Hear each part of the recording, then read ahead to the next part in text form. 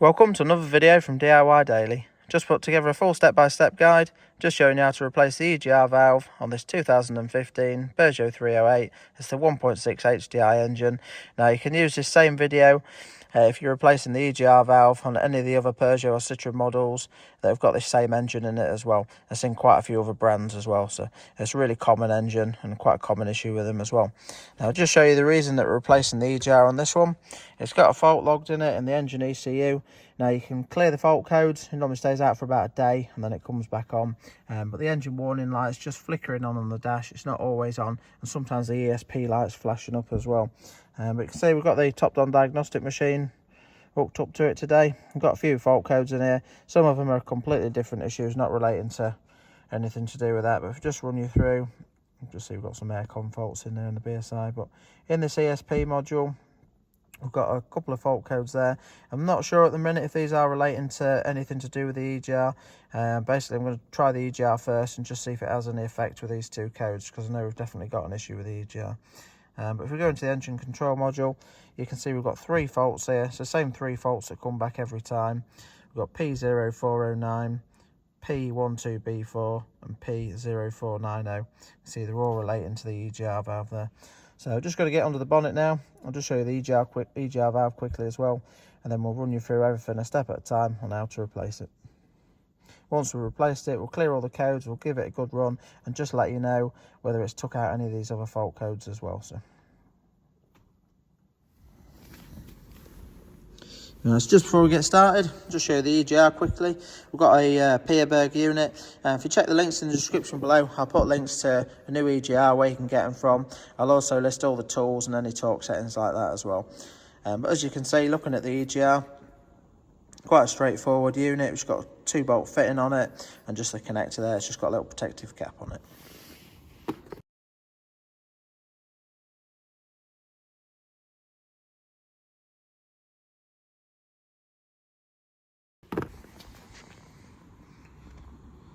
Now, just before we get into the video, if you haven't already subscribed to the channel, just click on the red subscribe button below to make sure you don't miss out on any future content. We've got quite a few other videos on some Peugeots and Citroens. We've actually done the timing belt on this one a few weeks ago. You might want to check the video out on that. But just running you through where we're going to start, we just need to get a bit of access. The EGR valve's tucked right down the back underneath the air filter, so we're going to need to get all the scuttle out. It's not too bad to get out at all, just run you through it quickly. But we'll need to get that out, then the airbox out, and then we can start getting some access to it. But yeah, just to start, we're going to need to get the wiper arms off. Just got a little protective cap out on top of there. We can take that off, and then there's obviously a nut underneath on both the wipers there. Once we've got that off, the top piece of the scuttle sort of clips in, and then we've just got some fixings. I think there's about 5 fixings altogether, some 10 mils on that lower panel there. So we'll just get it all off now and just run you through anything that we need to afterwards.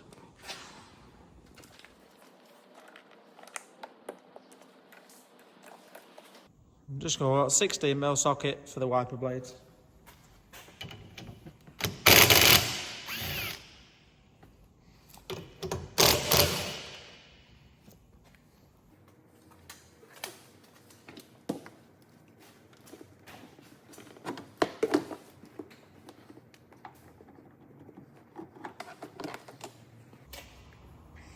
Now them wiper blades did come off fairly easily. I do have a couple of tools, some pullers to use, but generally you find to start with, if you just sort of push down on this part of it just to lever it down, just work it a little bit, you can just crack them off. They should lift off not too bad.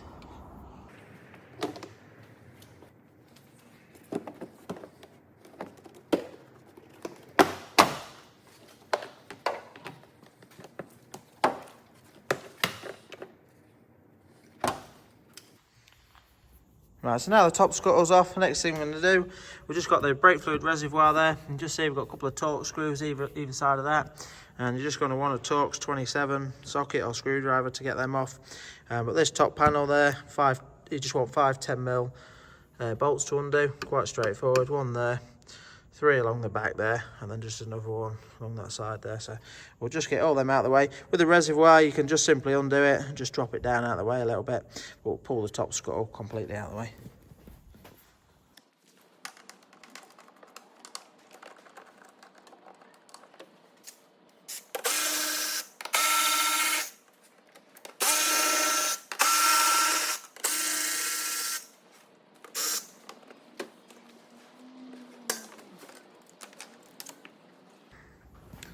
Right, so now that we've got all that top piece off, you can see quite a bit of the engine a bit more clearer.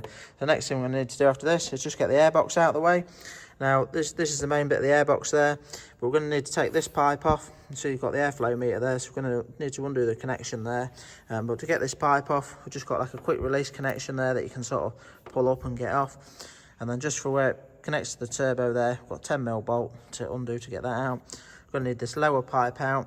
It normally just disconnects at this end there, or you can just take it out of that piece with the two 10mm, and it just sort of twists into the lower section there. So once you've undone that, you can just give it a little bit of a twist round and it'll just pop straight out. And then with the airbox just sort of lifts up and out. Now sometimes on these it is a bit easier to take the actual top piece of the airbox off, just using these torque screws there. Take that off and then you get the bottom piece out after. So we'll just do that next and then run you through anything you need to know.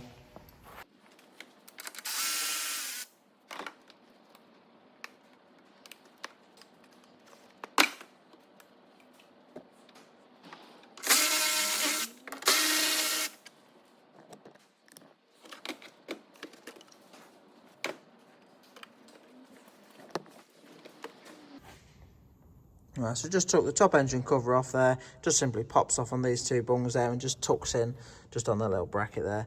But we are going to need to take out these two 13s just to allow us to release the airbox.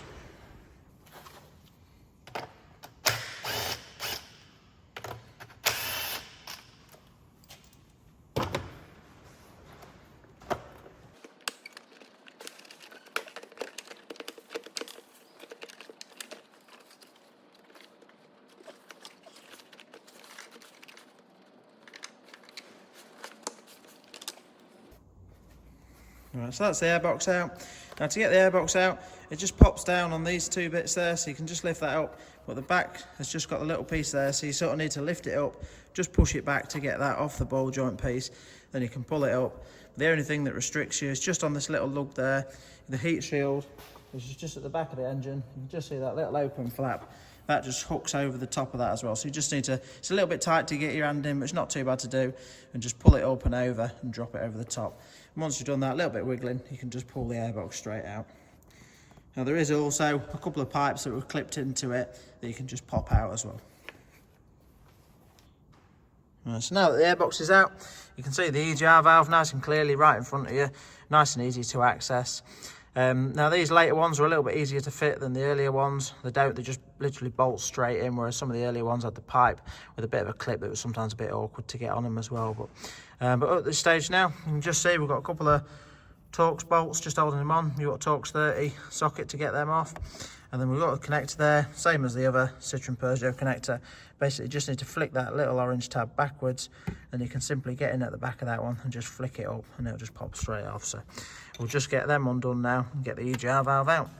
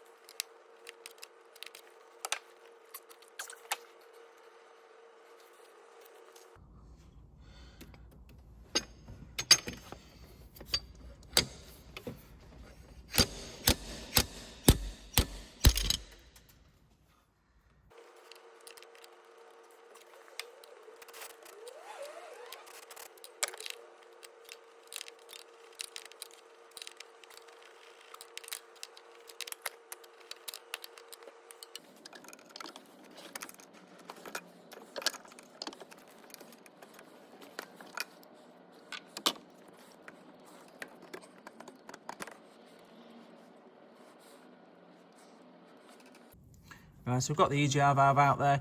Now you can see I speeded through some of that. It's a little bit awkward. They can sometimes get a little bit tight, and there's not the best access on there. Although you can see it quite clearly, there's not the best access on there for giving it a really good work or giving it a good tap in the sort of right direction to knock it upwards. Now once you've undone the 2 bolts, you can sort of pry it gently side to side. You do need to be a little bit careful. You can just see this little rod that sits on the underneath there. They're quite fragile, easy to break them. But if you just use the lug on the side there, and the piece of the casting there, you can sort of just keep working it side to side. Try to get a bit of WD-40 in there. I did just try the slide hammer quickly. There is a little lug on the side of the EGR there, but the slide hammer just broke that off straight away. Sometimes it might work, but yeah, just they're a bit thin. Just snapped it straight off. So, but in the end, I did just find that little pry bar. Always try this method last. Generally, if you just keep working it quite a bit, if you can sort of work it and get anything to just gently put some pressure lifting it up, you'll sort of get them. But it was proving to be a bit tight tonight. But I just found with the pry bar, just this little stubby one, I could just get in there, just underneath the little lip on the side there. I always sort of revert to this method last because it is soft alley and it has just marked it a little bit there. I'm just going to flat that off with a bit of emery cloth, but it'll not affect it, it'll not affect the sealing or anything like that because there's an O-ring on the actual EGR. You can just see on the top there where it seals up. So, but yeah, all we're going to do now, just give that a little bit of a clean up. We'll get the new EGR fitted in, get it all clipped up, start putting everything back together. Then we'll run you through plugging it back into the diagnostic machine, clear all the fault codes. We'll just have a look through if there's any sort of settings to tell it that it's had a new EGR, and we'll give it a good run and see if it's fixed all the faults in there as well.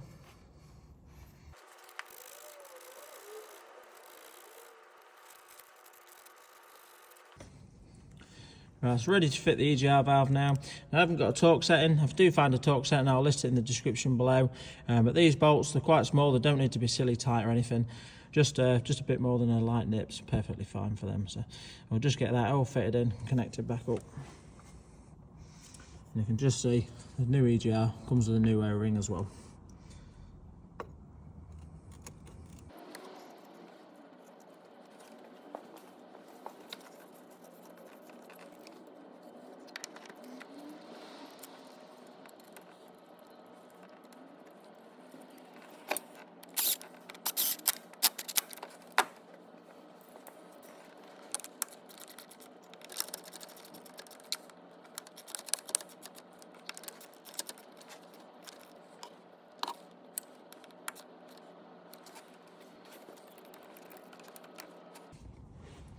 Right, as you can see, we've got the connector back on now. It's all bolted up, just a light nip on them bolts there. I didn't notice earlier on, but to show you as well, there's another little lug there, which I didn't notice because it just sort of pulled backwards and off, but there is actually another locator on the bottom of the airbox as well. So it is that one on the bottom and that one on the side there. You just need to sort of hook them around the back and pull them forward. Then we've just got that piece there to connect back up as well. So we'll just quickly get this all back together, then run you through everything on the diagnostic machine.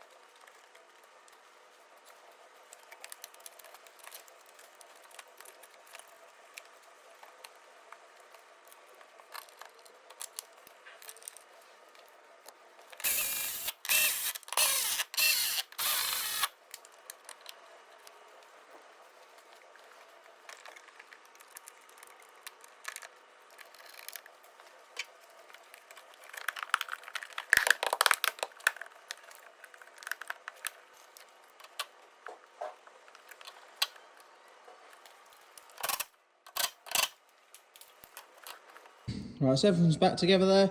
Next thing I'm going to do, just before I put these caps on for the wipers, is just try the wipers quick, just make sure they're not catching. But if you just try and position them back exactly as there was before, sometimes when you take them off, you'll see there'll be a little bit of a mark on the screen where there was, that's all.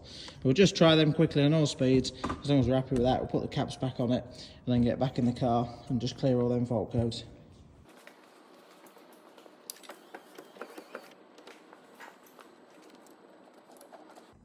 Right, so you can see the wipers was clearing the screen spot on, not catching or anything, so no need to adjust them. We'll just put the caps on there.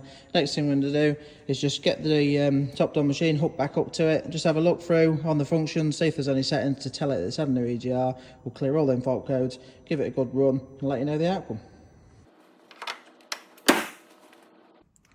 Right, so we're back in the car now. First thing we're going to do, just put the ignition on. I'm just going to run through and just clear all the fault codes to start with, and then we'll have a quick look through the options in the engine ECU.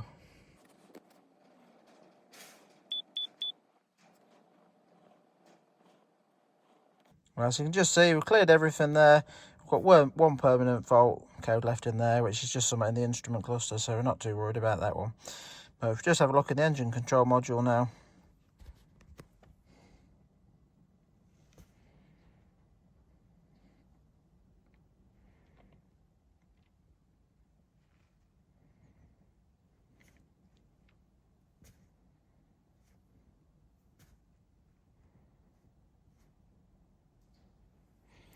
Right, so you can just see, I'll just go back. If you're using the top-down machine, it's a good machine. I really like this machine. I've been using it for a little while now. But on the, just going back from the start there, on the special functions, you can just see we've got an option for replacement parts. And in replacement parts, we've actually got an option for replacement of the EGR valve there as well. Now, if you're not using a diagnostic machine, it's not always dead crucial, but it's always worth a check if you have got a machine that's capable of doing it. We'll just run through that now.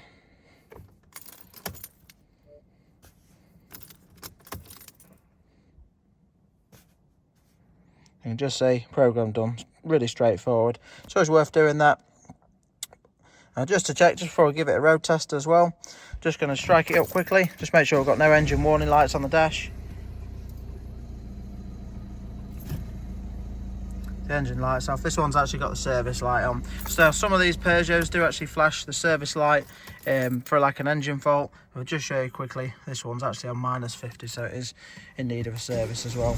But yeah, if we strike it up, the actual engine light's off there. So we'll just quickly do another scan just before we take it out and road test.